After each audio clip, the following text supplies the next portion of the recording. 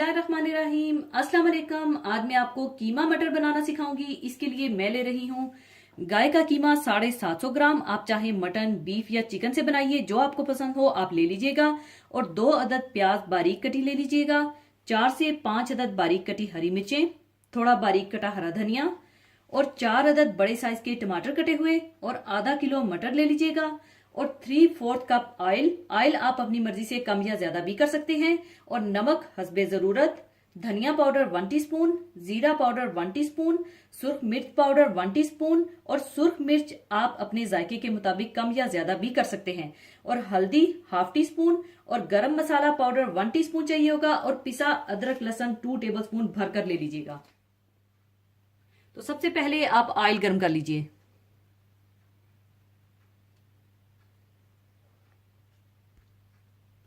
और इसमें आप प्याज डालकर हल्के से गोल्डन ब्राउन कर लीजिए।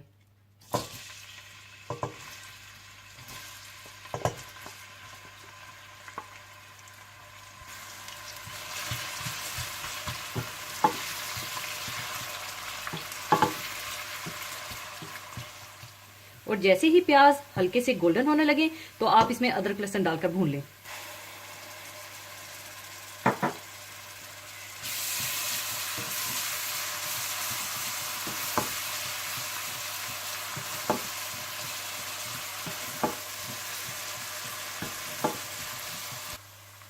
और जैसे ही अदरक लहसुन थोड़ा सा भुन जाए तो आप इसमें टमाटर डाल दें और इसे अच्छी तरह से मिला लें।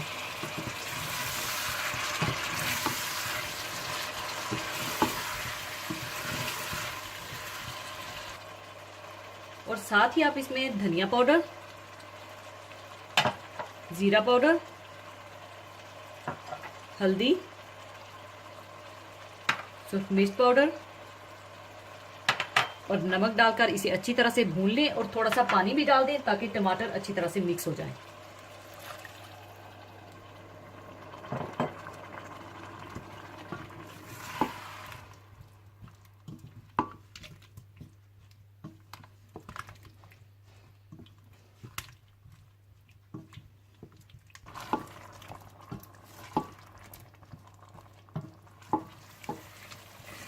और जब इस तरह से अच्छा सा मसाला तैयार हो जाए तो आप इसमें कीमा और हरी मिर्चें डाल दें।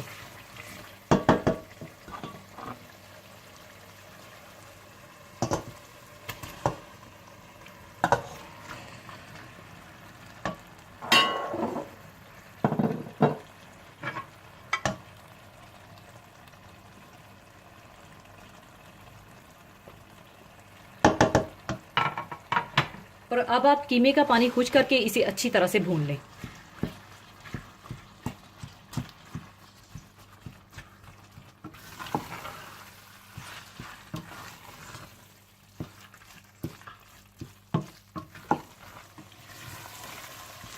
और जब कीमा अच्छा सा भून जाए तो आप इसमें मटर और गरम मसाला डालकर भून लें।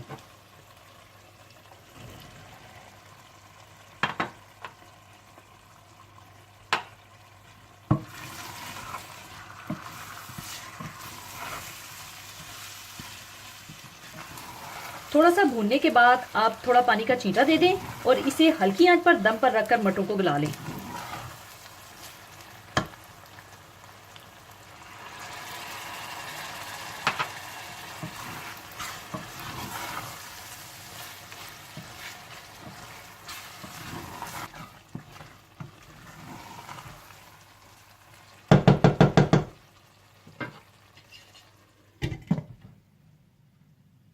हल्की आंच पर पकाने के बाद मटर गल चुके हैं और अब इसमें मैं हरा धनिया डाल दूंगी।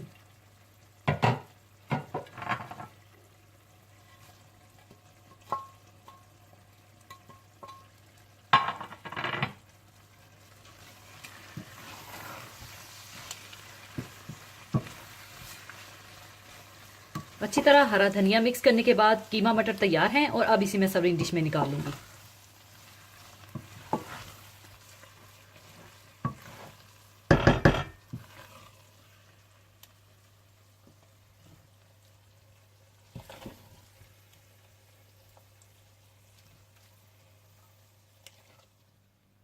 लीजिए, बहुत मजेदार कीमा मटर तैयार हैं, जरूर बनाइएगा। और जाने से पहले एक हदीसे पाक शेयर करना चाहूंगी। हदीसे पाक इस तरह से है। हजरत अनस रजी अल्लाह ताला अन्हु से रवायत है कि नबी करीम सल्लल्लाहु अलैहि वसल्लम ने फरमाया, आसानियां पैदा करना और मुश्किल मत करना, खुशखबरी सुनाना और नफरत अंगेजी मत करना। दीन इस्लाम की एक बड़ी खुसूसियत यह है कि इसको बहुत आसान रखा गया है। रसूलुल्लाह सल्लल्लाहु अलैहि वसल्लम ने फरमाया है कि दीन आसान है। आप सल्लल्लाहु अलैहि वसल्लम को इस बात का इस कदर ख्याल रहता था कि जब आप सल्लल्लाहु अलैहि वसल्लम किसी सहाबी को किसी इलाका या कबीला में दावत या इमारत की मुहिम में भेजते तो जो नसीहत बतौर खास करते, इसका खुलासा ये होता कि देखो, आसानियां पैदा करते रहना। ऐसा आप सल्लल्लाहु अलैहि वसल्लम ने मुतअद्दिद बार फरमाया है और आप सल्लल्लाहु अलैहि वसल्लम का खुद अपना अमल भी यही था। एक रवायत में आता है कि जब भी आप सल्लल्लाहु अलैहि वसल्लम को दो पहलुओं में किसी एक को इख्तियार करने का मौका होता तो आसान पहलू ही इख्तियार फरमाते। दीन इस्लाम में इंसानी फितरत का बहुत ख्याल रखा गया है, जो सहूलत को चाहती है।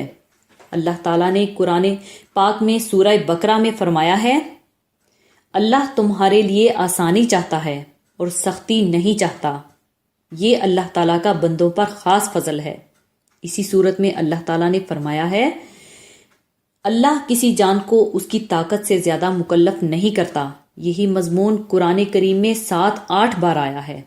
लेकिन ये वाजिया रहे कि इस आसानी का मतलब ये नहीं कि खुद दीन में अपनी मर्जी से कमी बेशी की जाए। ये आसानियां अमल करने वालों के लिए हैं, ना कि उनके लिए जो सिरे से अमल करना ही नहीं चाहते। और इस हदीस में खुशखबरी सुनाने की बात कही गई है, जिसका मकसद है कि आखिरत की कामयाबी, अजर सवाब की बातें की जाएं, जिनसे सुनने वाले में अल्लाह ताला की अताअत की तरफ लपकने की चाहत पैदा हो, इबादत का जज्बा वजूद में आए और अमल में जान आए। कुरान करीम खुशखबरियों से भरा पड़ा है। हुजूर अकरम सल्लल्लाहु अलैहि वसल्लम की ये वसीयत कि खुशखबरी सुनाना और नफरत अंगेजी मत करना आज दावती सरगर्मियों में मशगूल अफरादो जमातों के लिए खास पैगाम है। आज हमें इस सुनहरी उसूल पर अमल करने की ज्यादा जरूरत है। दीन की दावत देते वक्त ऐसी आयात और अहादीस का इस्तेमाल ज्यादा करना चाहिए जिनमें बशारत और खुशखबरी हो, ताकि सुनने वाले को अपने अमल की कीमत मालूम हो और दीन में आगे बढ़ते रहने का जज्बा पैदा हो।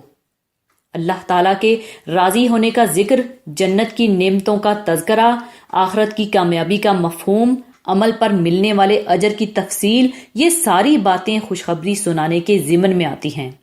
इसी के साथ मैं आपसे इजाज़त चाहूँगी। अपना बहुत ख्याल रखिएगा, दुआओं में याद रखिएगा। अल्लाह हाफिज़।